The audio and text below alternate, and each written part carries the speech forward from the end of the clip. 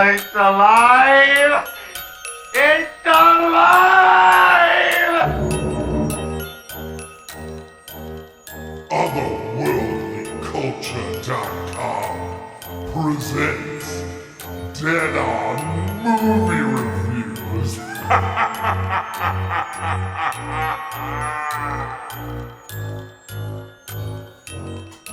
Oh, hey! We're live! That's pretty exciting. Ow! Ow! Salutations and mutilations. You're listening to Otherworldly Culture Presents Dead On Movie Reviews. Tonight, we will present horror movie reviews and lively debate here on OtherworldlyCulture.com and on future select Tuesdays at 9 p.m. Eastern Standard Time. You can join our live chat at that time by clicking on the live shows link on OtherworldlyCulture.com, the website, or you can come out now on Twitch. This is our first time on Twitch. And want to thank you all for joining us tonight. I'm your host, Tim Kretschmann, coming to you from the land of lakes and landfills, beautiful and smelly Muskego, Wisconsin. And it's my honor to introduce the Faculty of Fear panel presenting tonight's lectures. First, the meat is on the way, ladies and gentlemen. America's little sweetheart, the killer clown, and getting down to speedy freak that loves to speak and streak. He's smoking a stogie and eating a hoagie, stalking the small and the wild, and pulling down the burlesque with a quest. He is the only, the lonely, Rich Del Zotto.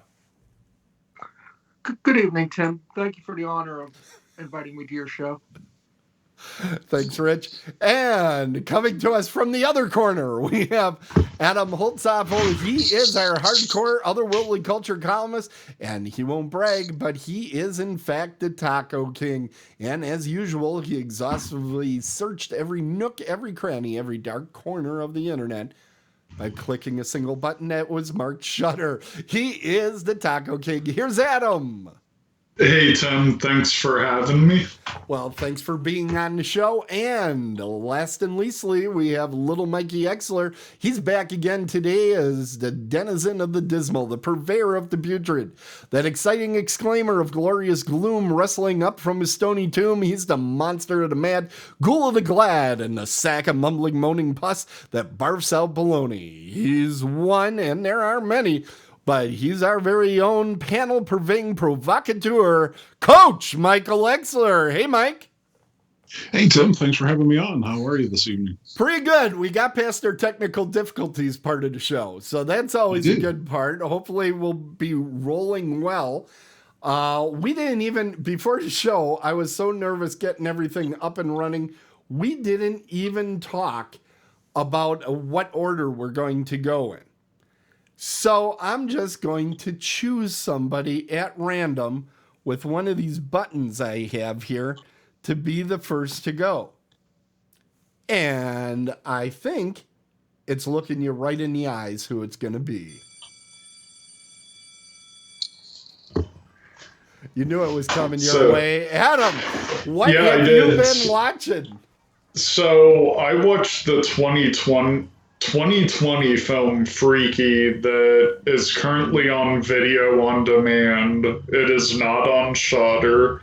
I know that breaks your heart, Tim. Wait, what? Yeah.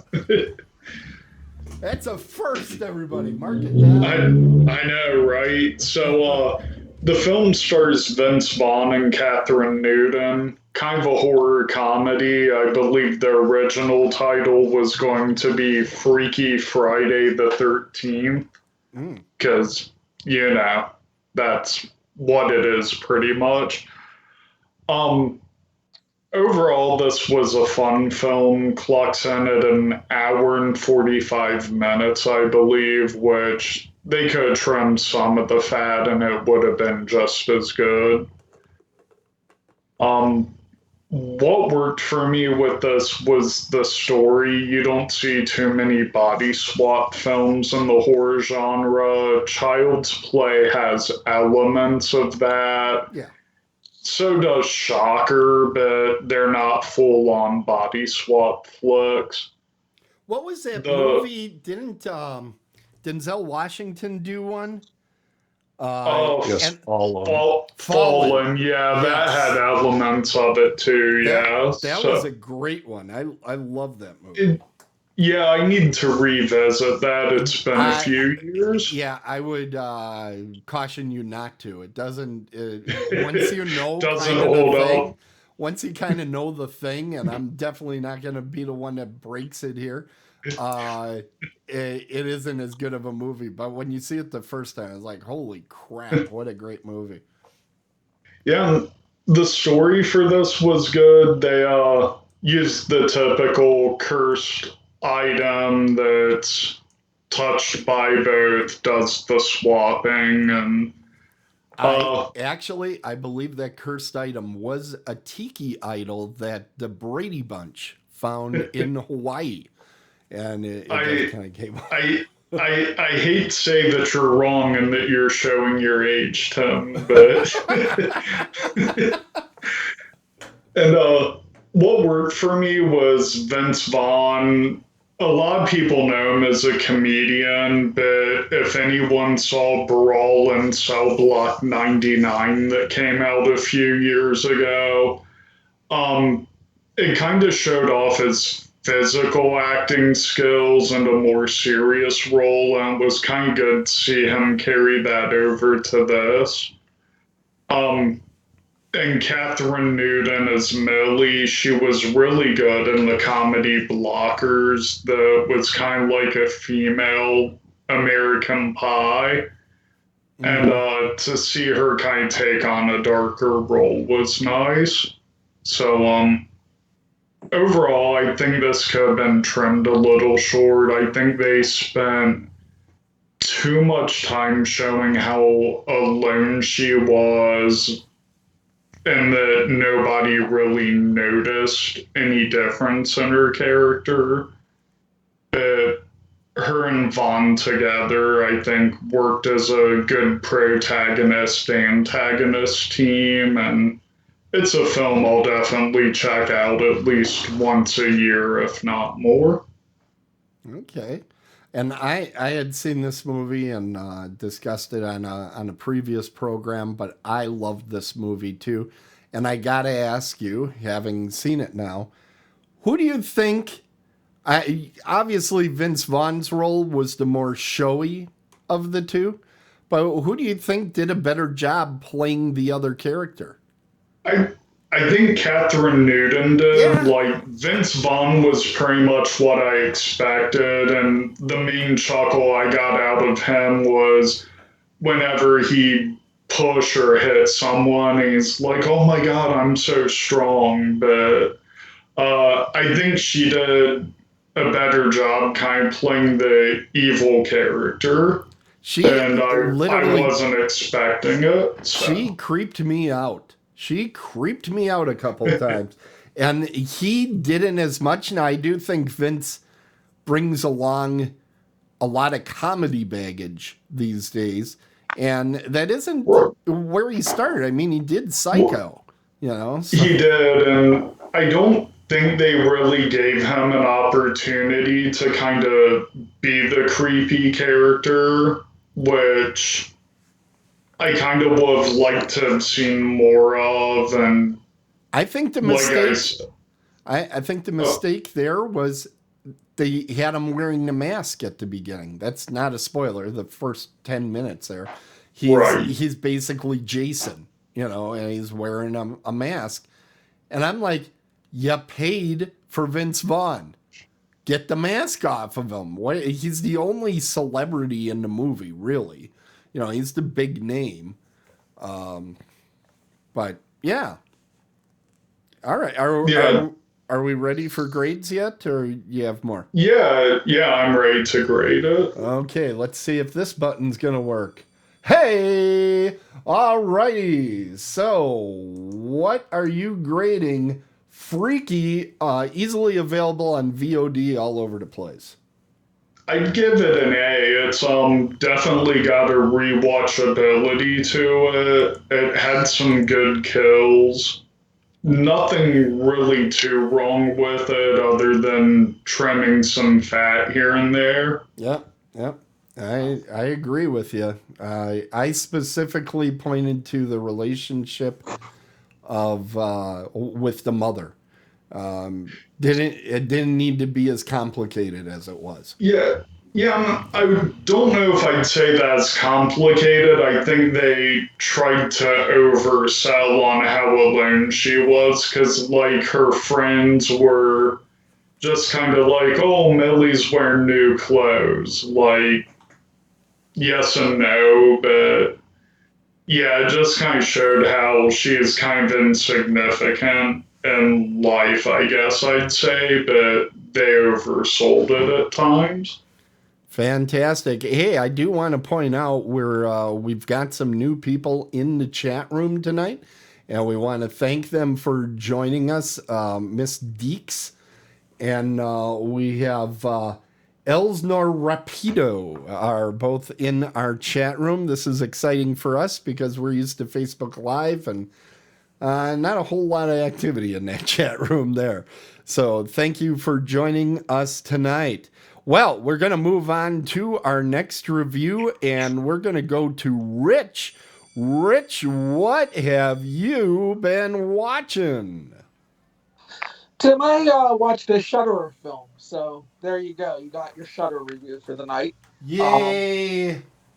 I watched 2020's Scare Me. This was actually chosen for me. I did a little random scrolling through and stopped on a few movies and gave it the list to a friend, and they chose this for me. So I had nothing else to do. So this is what I ended up with. So the review. It's written and directed and stars Josh Rubin. There's also a star, Aya Cash. You may have seen her on Amazon's show The Boys. She plays a character named Stormfront. Really a Okay. small cast. And they're the majority of the on-screen action.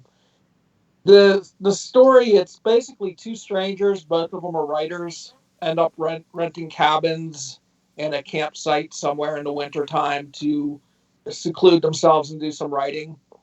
They happen to meet one morning and discover pretty quickly they're both writers. In this, they established that Josh Rubin's character, whose name is Fred, is pretty unaccomplished, and Aya Cash's character, Fanny, is a best-selling horror author. So you fast forward a little bit. It's later in the evening. The electricity goes out in the cabins. Fanny has stopped by Fred's cabin, and to pass time, they begin telling each other scary stories with the idea of, can you scare me?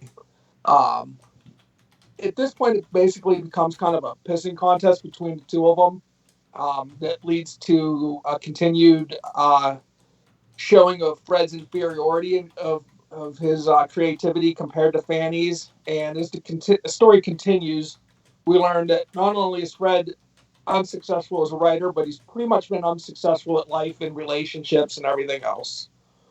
It continues on for a while with them telling different stories. They're even, for a short bit, joined by the local pizza delivery guy, Carlo. He's a big fan of Fanny's book and is excited to take part in the storytelling. And he kind of also piles on with making Fred feel inferior to Fanny. We get to a point where the night starts to wind down and it's actually getting close to dawn. And Fred's had too much to drink during the night of storytelling. He convinces Fanny to stick around for one last story. And in this last story, he kind of now brings to the forefront all the jokes and reminders of his last lack of success as an author.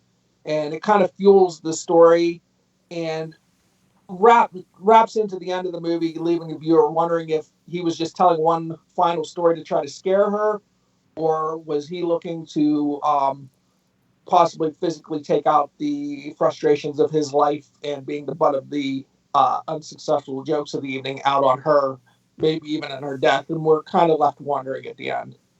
Probably ruined it. I don't care. So, basic rundown of the movie or my feelings on it. Not too often that a movie reaches rarefied air in my all-time rankings, but Scare Me does.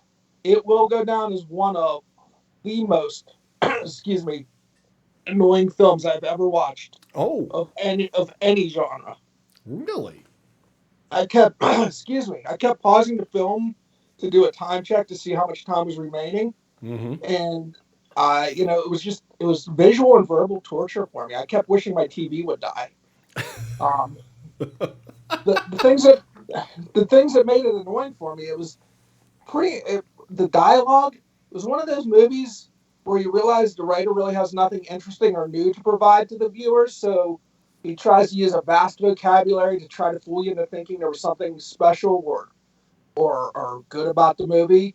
You know, like when artsy film people sit there and say you just don't get it, but they really won't admit that you do get it. It's a piece of shit, but they need to try to make you feel like they achieved some superior level of art appreciation. That was how I felt this movie was treating me. So beyond the horrible dialogue that the vocabulary and everything else created, there was further torture because the actors, when they're telling their scary stories, they acted out every nuance of their story. And it was like you were dragged to an improv show to watch a bunch of hacks circle jerk each other into thinking they're witty and creative.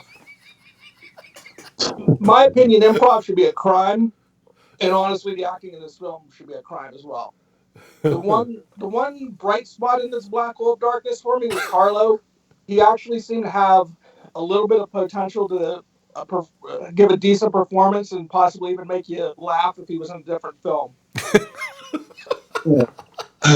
Carlo, was that Chris Reed? I believe that was his name, but I don't remember off the top of my head, to be honest Yeah, with you. he was in Disjointed, which was a Mhm. Netflix show with Kathy Bates. He is super fucking funny, and I'm sad to hear this. That well, at least that I guess I'm happy to hear that at least he was somewhat decent in it because I think he has some talent. Like, fast forward to where he comes in and watch it, and then as soon as he leaves, turn it off, and it might be a D minus for you. We're being told in the chat that he comes from Saturday Night Live.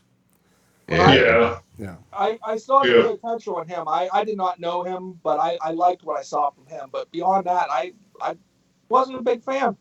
So hold on, that is some hot news in the chat room. So, did Bill Murray leave the Saturday Night Live? I didn't know there were new people on there.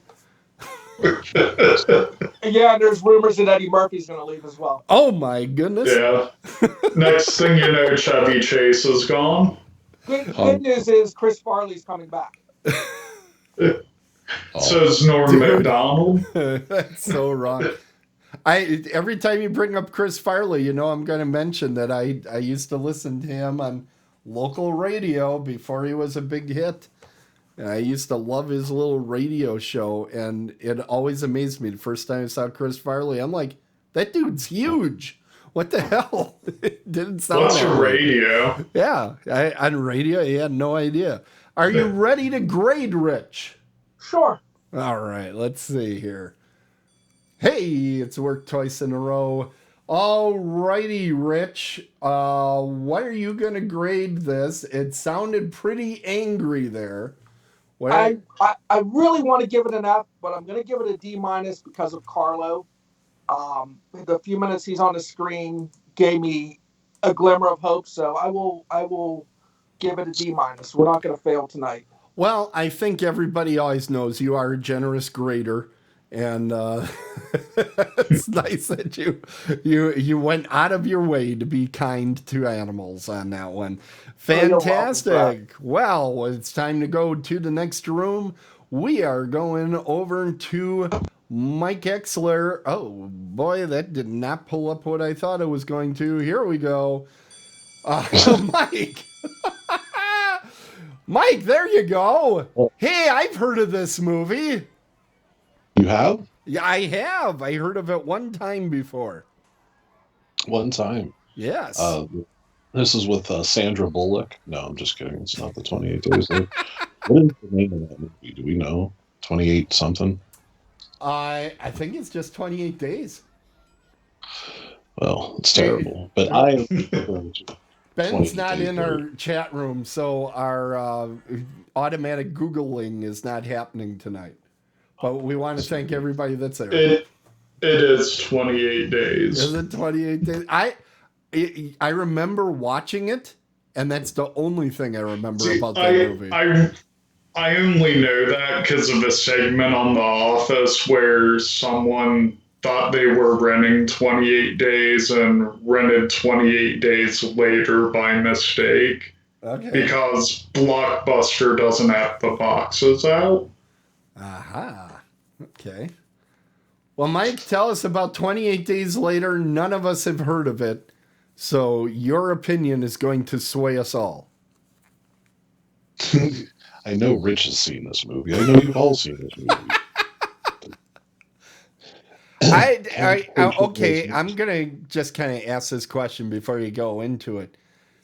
Do you think this is perhaps the second or third most watched zombie movie of all time? It's an incorrect statement. It's not a zombie movie. Well, Yes, it is not a zombie film. whatever. It's an action film, which is completely different than a zombie film. Which, I guess, is that a horror hipster thing to say? It certainly was, but I love that you did it. So this film is from 2003. It was filmed in 2001, but it took a little bit to get finished and distribution. It's starring Cillian Murphy. It's directed by Danny Boyle, which, I mean, I'm sure everybody's familiar with his work. The basic setup of this film is a rage virus takes over Europe, England in specific. Funny side note of this film, Ewan McGregor was supposed to be the main character instead of Cillian Murphy, but he had a falling out with Danny Boyle over the film The Beach. Does anybody remember that movie? Is that the one with Leonardo DiCaprio? Yeah. Yeah, well, there was no reason to ever see that movie. Well, apparently he had promised Ewan that he was going to be the star of the film, and then he gave it to Leo, and that's where the falling out happened. And then they had Ryan Gosling assigned to the project, and then he had to drop out because of a scheduling conflict. So the third choice was Cillian Murphy. He was cast because of his performance in Sunshine, if you had seen that. Yeah, he's definitely the third choice. Yeah, he is the third choice. One of the reasons that I picked this film is I always talk about dark horror, and I always am looking for it. This film, if you haven't seen it, I think delivers on all facets of dark horror. And for Walking Dead fans, this is how your story starts, but this was written much, much earlier than The Walking Dead. So the story starts with Cillian Murphy's character waking up in the hospital to try to figure out what's going on with this rage virus. Tim, there was one thing that I wanted to talk about a little bit was on the production side of the film. This was all filmed in digital video. They used a Canon XL1 camera for this film. Oh, they didn't use the red? Okay. I believe you did the research. Yeah. Yeah. They did. They used that, and they wanted it for the aesthetic of the film. They wanted. Danny was quoted as saying that he wanted the audience to feel that you were part of the survivors, and he felt that this was the best way to do that, and it was going to look a little grainier. It's not going to look as clean as it usually would. But another thing that I thought was really interesting was the police and local authorities were definitely more on board with shutting shit down, like the scenes in London, yes, and all of that, because they could set up a 6-camera shot within minutes, and that would take hours, if not almost a day, to set up with the 35 millimeter cameras. So it was like they were offering them like, hey, this is a big ticket item to literally make London look like there's nobody there. But with the timing and everything, they were able to do it without much disruption to both the highway and the inner city of London. So I thought that was a neat. That is, if you look at our video feed, you see about 90% of the pictures that I was able to find on the internet are of that sequence of walking through London completely empty. And Right. it really does set the scene. The thing that I always get a kick out of with this movie, and it's happened in horror movies before, is the waking up in the hospital not knowing what the hell's going on motif. And the best I can tell, I think the first time I encountered it, and it's one of the older ones that I've seen it in, is Day of the Triffids. And I remember when I watched this the first time, I'm like, if there's freaking plants running around eating people, I'm out. But did you guys ever catch Day of the Triffids? No. It literally starts. Actually, I think Day of the Triffids, there is a good movie somewhere in there, because the idea is this guy is in the hospital for eye surgery, so his eyes are recovering, and there is an eclipse, and everybody that looks at the eclipse goes blind, and he comes to, takes the bandages off. He can see fine, but virtually everybody looked at the damn eclipse. So they're all blind. And, when everybody's blind, the man with one eye becomes the king type of idea. Now, it quickly goes into ridiculous land with killer plants running around and chasing people. But there is some great ideas in it, and if you read the book, it's certainly better realized there. But okay, get back to 28 Days Later. I just had to. That's one of those movies that I wish was better. Well, this one's a better version of that. Yeah. The the music of this film is definitely something I wanted to talk about. I find the music to be a very important part of the film. There's a lot of films that say that music's a important part, and I think it is an important part to a lot of films. But this film in particular, it's to a point where it can lull you into a sense of security and then take that away from you immediately, or it can set up chaos really quickly in it, and it's very subtle. It's not in your face, like dun dun dun. It's a Right. subtle part of the film, and I think it was very well done and very well placed within the scenes of the film.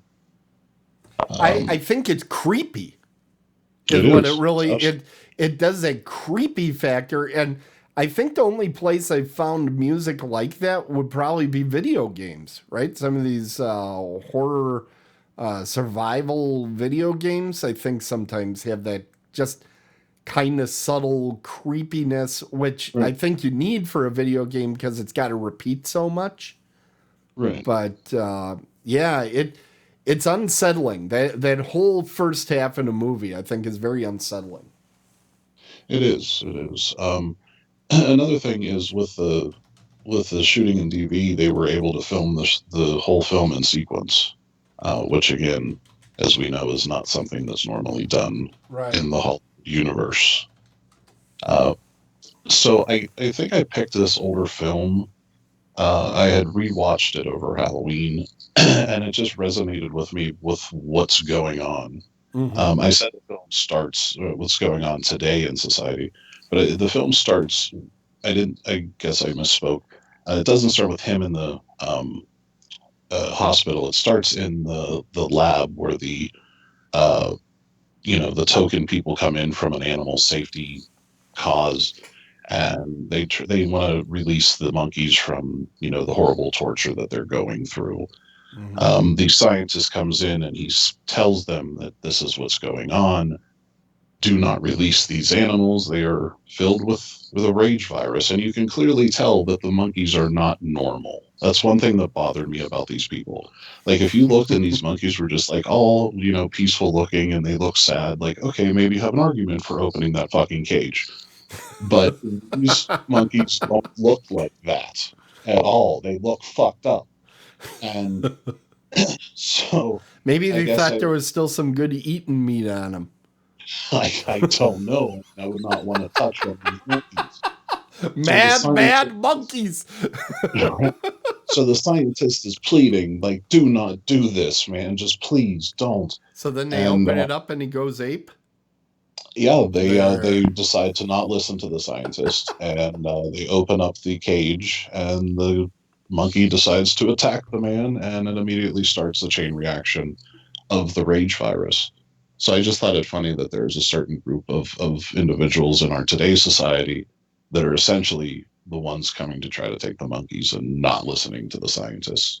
I just thought that was a prudent correlation, and I also wanted to state that the film shows how quickly society breaks down.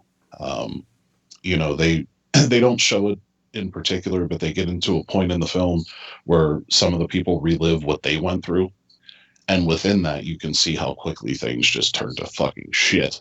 And again, something that you know, social commentary before the commentary was needed.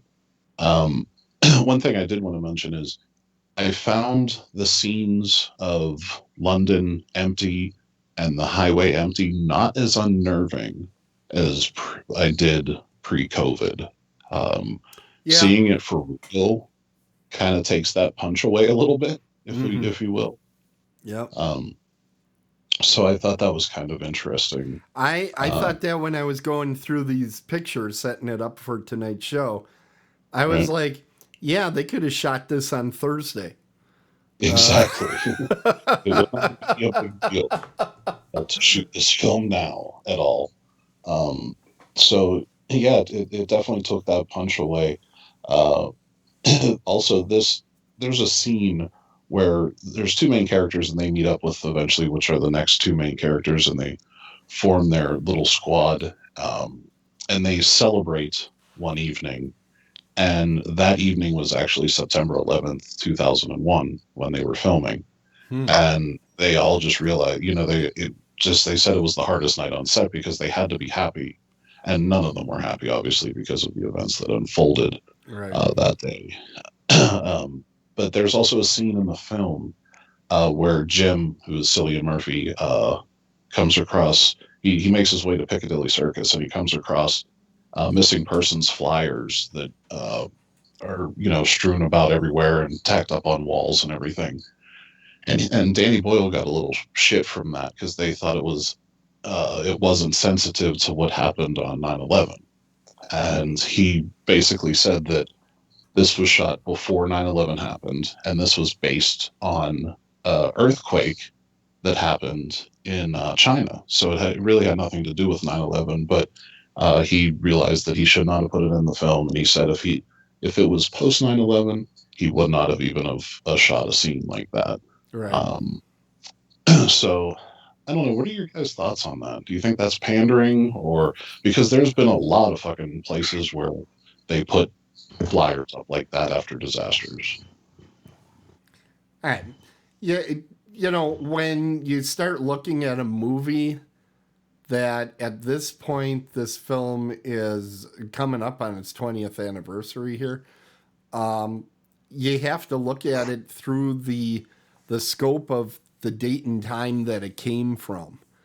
Yeah, that's fair. I just watched King Kong, the 1933 version, and literally the first half hour is just about how this is no place for a woman. That's all they say over and over and over again. To modern eyes, you're kind of like, oh my God. But in 1933, that's literally what they would have said. They would have said, yeah, this is for men sailors to go out and adventure and blah, blah, blah.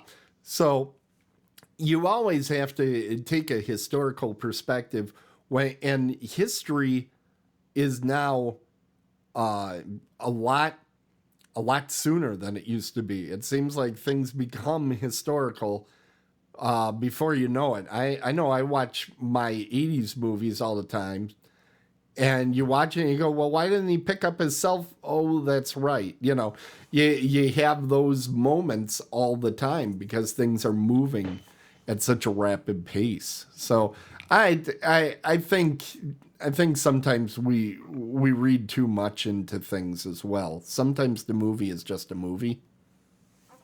I agree. I agree.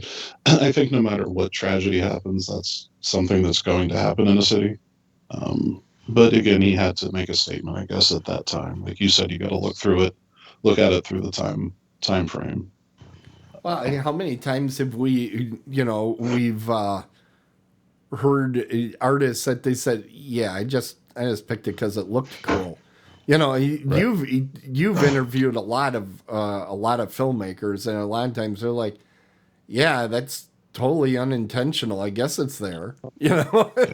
Yeah, they say that It's a that lot. retrospective thinking. Yeah. You get a different sense when you have so many years to look at something. Um, Now, the last portion I want to talk about this film. Um, there are a slew of endings for this film. They actually put out 1,400 in copies of the film to theaters that had one ending, and it wasn't testing well. So the rest of the ones that went out to the U.S. and then eventually the world release uh, changed to what would be the ending that everybody would know, and that would be the happy ending, um, is my only complaint with this film. Um, Boy, that's unpredictable.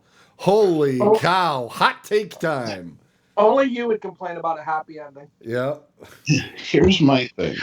Here it You have comes. done painstaking efforts to make this fucking movie as bleak and dark as possible. Yeah. This whole situation is fucked. Hmm. There's nothing really good that can come of this fucking situation. And the ending that I prefer is obviously the darker one, but it just the characters that are left, it makes fucking sense. It ties back into what they did at the beginning of the story, and it just made fucking sense for the storyline. Forget the tone, forget all that kind of stuff. It just made for a better ending. The ending that we all know with them sewing a bunch of sheets together that says hello, and the fucking plane comes over. Oh, did they see us this time? I thought that was contrived. I thought it was forced. What It what should have happened is a helicopter should have come down on the top of the mall, and he'd fight through just a few zombies and make his way. it's a different movie. It's a It's a zombie. different movie with like a second ending there. It is, They're yeah, very it is. similar to me. So there's there's actually another ending, which is Danny Boyle calls the radical alternate ending. And for people that have seen the film, they go to a blockade, and that's where they end up meeting up with the military unit. This alternate ending, the film would stop at the blockade. They would never meet the army, and it would go a totally different direction. Um, this direction is fucking super dark. Like it might even be pushing it for me. They storyboarded it, and it's on the DVD. It's him, it's Danny Boyle, and the producer, and I think Cillian Murphy is there too. Yeah. But they're reading the dialogue and everything, Hmm. and it's fucking. They found a plot hole in the ending, and that's why they ultimately did not go with it, Hmm. because they just couldn't work around the plot hole. So, but the ending would have been like fucking. I would have applauded the ending because it was fucking super dark. But again, it's on the special features. If you have that crazy thing called a DVD, because streaming doesn't give you those, Yep. it's it's all definitely check it out. But um, it just yeah, I'm ready to get my grade so I can wrap that up. And here it comes. Okay, is it going to be a D minus? No, Okay, no, so I'll have to adjust. Okay. it's going to be an A. Wow. So get this. We have two A's on today's show. And here's Holy my cow. rationale for not giving this movie an A plus. Okay. It's because they went with the ending the happy ending. Oh, you are And so sad. oh no. And I was like, okay, they did the happy ending, whatever. There's always the people who are like, it's such a wild ride. You need the happy ending to kind of decompress, blah, blah, blah.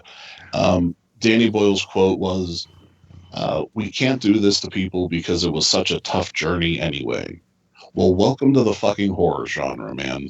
It's a tough journey, and sometimes shit don't end up fucking right. Watch Alien, watch a whole bunch. Texas Chainsaw Massacre, shit didn't go too well. Just take the chance. Don't go the safe route sometimes. I'm giving it an A, and I actually was going to give it a B, but I realized that he did film a dark ending that he wanted. He put it out there, and I guarantee you some stiff was like, it's not doing well, so you got to make something else. Well, you gotta. It costs a lot to make a movie. I do understand that. So, if you want a dark ending, we all know which movie we're about to mention. Go check out The Mist. Yes, yeah, that's one that that didn't pander to the masses. Yeah. All right. Well, it's time for my movie. Will we get another A is the big question. I have Fright Night Part 2 from 1988, one of Rich's favorite movies as well, as I've learned. This is, of course, the sequel to the popular Fright Night with Chris Sarandon and William Ragsdale, made just a few years prior to this. This is obviously a step down from the original film, but I feel that Roddy McDowall's performance in this movie might actually be even better than it was in the first movie. I know that's a hot take on that, but he has this one scene where he has the line, "Didn't you hear me? I'm a vampire killer," that he just screams out in a bar that I just found delightful. I thought some of the Roddy stuff was really, really good in this. And I always felt in the first Fright Night, you don't see Roddy McDowall until like 30 minutes in or something like that. And I always felt like he didn't get quite enough stuff to do in that first movie. Now, the music, actually, I also felt was a little bit better in this movie, but the first movie was all synthesizer. You could tell they went and they put like $10 down on the table and said, "Can you do a score for me?" This one, even though the score kind of annoys me, at least sounds like adults put it together. The other good things in the movie would be John Grease, who plays kind of a rock star werewolf.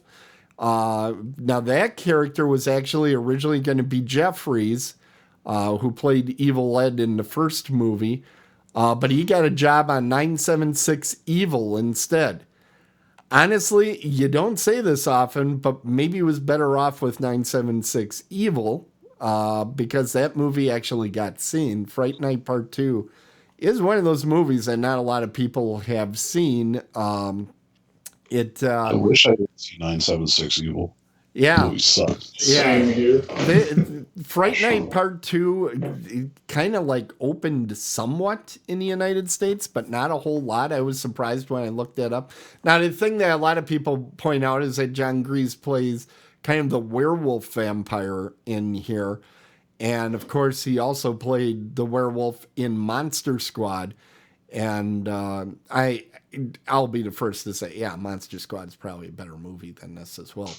Brian Thompson does a take on Renfield. He's on screen right now there. He is really good. I think he's an underappreciated actor. He went on to be the heavy on Moon 44, and he was fantastic in a very short TV series. I think you guys have seen it, called Kindred the Embraced. Mm-hmm. What was that, early 90s, mid-90s, somewhere around there? Yeah, I want to say mid-90s. And available on Prime, by the way. Never. What? You just mentioned two things I've never heard of. Really? Moon 56, what was it? No, Moon 44. Moon 44 was the first movie that Roland Emmerich made with Dean Devlin. Dean Devlin was still an actor at the time. They went on to make Independence Day and lots of stuff like that. But it's a really cool sci-fi. It's basically if helicopters were in outer space type war movie. You kind of have to see it to believe it. Moon 44, interesting film. And then Kindred the Embraced is based on, wasn't it a card game or something? It was based on some form of game, role-playing game. It may have been like a Dungeons and Dragons type vampire game where you have the book and create all your characters and shit. What I liked, and who's the star of that one? Shoot. You actually interviewed the star of that TV series. He had also made Soul Man. Oh, this is gonna kill me. C. Thomas Howell. C. Thomas Howell was the head of it. And what I liked about Kindred the Embraced is they had races of vampires, and they kind of touched on the different types of vampires that you hear of, kind of more Nosferatu looking type, the ones that were rich and, came from old money. You had more of the grungy Lost Boys type. It really was kind of a fun little series, but it only lasted I think half a season. And that was probably the right amount of time. It had kind of run its course already. But Brian Thompson was very good in that. He was really excellent. Now, the problem with Fright Night Part 2 is you have no Chris Sarandon. And the woman that took the lead vampire's place just doesn't have that type of gravitas. She to be unkind, she kind of stinks. She's way too lyrical. She isn't menacing. She doesn't seem strong. She's mostly hypnotizing people, which that's lame when you're a vampire and you're hypnotizing people. Why don't you just throw them across the room? That's more fun. So I think it really felt that loss. Getting rid of Marcy, or now I can't get her name either. Amanda Burse. That I don't think that was as big of a loss, because her character in the first movie was kind of just whiny, and I think every person I ever talked to about that movie, in fact, my friend Jeff that I do the other show with, he just watched it and he said, how old was she when she made that movie? Because it seems like Williams Ragsdale is going out with his mom. You know? So I get it. I get it. She was old enough for me to feel okay about touching myself. That doesn't take much. But Fright Night Part 2, by the way, was barely released. It only made $2 million on a $9 million budget. Ouch. Basically went direct to video. I don't know that it was certainly not going to be the hit the first one was, because the bad guy just didn't work here. But I think had it been given a real release, it would have at least made its budget back. Now, one point for anybody that wants to see this movie, if you grab it, make sure you grab the proper aspect ratio. There is an original DVD that was literally made by them filming a VHS copy, and it's terrible. But there is some pirate stuff out there that's floating around that has it in the correct aspect ratio, which reminds me of when I actually saw this movie when it was first released in our local movie house, and I liked it. I still like this movie. I think it's got a lot of the charm of the original. It just doesn't hit the mark. It's a good movie, not a great movie, which is what you got with the original Fright Night. So I'm going to get right out to my grade book here. And it's time for the report card, and I am going to give this one. Anybody want to guess what I'm going to give it? An F. C. Come on, guys. I said I liked it. I do like it.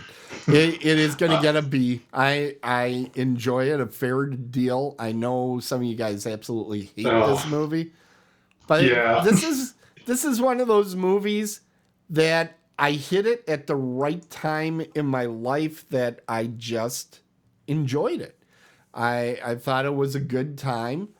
Yeah, it's not the bloodiest movie that's out there. It's but I enjoyed watching it, and I enjoyed watching it again recently for this show, and I still enjoy the original film quite a bit. So that will be it for tonight's show. It is time for us to do. Where is it? There it is. We need to take a look at the website and see what's going on the website. Oh, it did show up. That's good. Otherworldlyculture.com is our website. Let's see what's on the top. We have a review from the Crypt Hellmaster. Let's just ask this question. Oh, Adam. Yes. What did you watch Hellmaster on? I'm not sure if it's still there, but it was on Shudder, Oh! and I believe it is still on Tubi TV. Okay, but it'll come back to Shudder in like 3 weeks because stuff comes on and off of these streamers all the time, I'm sure. So fantastic. Check out his review from the Crypt. A new Horror Realm Radio number 11 horror subgenres. Guys, I didn't get to watch this one yet, and I'm looking forward to checking that one out tomorrow. And by the way, folks that have not seen Horror Realm Radio or heard it because it's radio, very good. You guys should check it out. Great show with Mike and Rich, who are on the show tonight. Dead on the Bases, we had our first episode, a horror guy and a sports guy reviewing each other's types of films. So that was fun to do. All of our shows, by the way, are now available on Apple Podcasts, Google Podcasts, Amazon Music, Android, Pandora, iHeartRadio, Stitcher, Podchaser, email, you can even get them sent to you on, and TuneIn. You can use all of those. So if you have an Amazon Echo like you can play them anytime you want with the right words. And we have a number of other articles that are out here that you can check out the next time you go out to otherworldlyculture.com. Want to remind everybody as well, coming up on Thursday. Now, this one's still on Facebook Live as of right now. I think it's going to be moving over to Twitch as well, but we have Dead on the Bases is coming Thursday night live. And I should check with Adam because he's constantly posting stuff. What have we got coming up here? I think the only thing I have coming up is a review for Queen of Black Magic on Tuesday. It drops on Shudder Thursday. It's an Indonesian film inspired by a 1981 film of the same name. Fantastic. And we did get a question in the chat room. Adam, where did you pick up the Darth Vader that is behind you? It is a Disney Shop exclusive and manufactured by Diamond Select. They do a lot of the Marvel, Ghostbuster, etc. toys that are currently on the market. Fantastic. It does look good. I like your original Star Wars poster art as well. I always love that one. All right. Well, folks, that's it for tonight's show. Oh, we're being asked if it's on Spotify. I don't know why, but Spotify has been very difficult to get that one to work. Oh, I'm also supposed to ask the gang here, who do you think's going to win the Royal Rumble? Any hot takes on that? George the Animal Steel. George the Animal Steel for the win, folks. I think that'll make everybody in the chat room pretty happy. I'm going with Coco Beware. The Birdman's looking strong this year. Okay, fantastic. All right. Well, thanks everybody for tuning in tonight. We appreciate it. And I think did I hype everything I'm supposed to, Mike? Did I hit everything? You did. All right. And of course, I should bring this up because Rich never brings it up. There is a fantastic horror convention, Horror Realm, in Pittsburgh. They are continuing to look at when they can safely run their convention again. To keep up with all the latest on that, you can go to the Horror Realm Con, I believe, on Facebook.com. It's Horror Realm Con, I believe, altogether. Is that right, Rich? November 19th to the 21st. Safe or deadly, we don't care anymore. That's the spirit. Fantastic. Well, thanks so much, everybody. And hang in there, Pumpkin, until our next show. And as John Carpenter once said, horror's a reaction. It's not a genre. The guy for Black Christmas said it first. Yes. Black Christmas did everything first. This is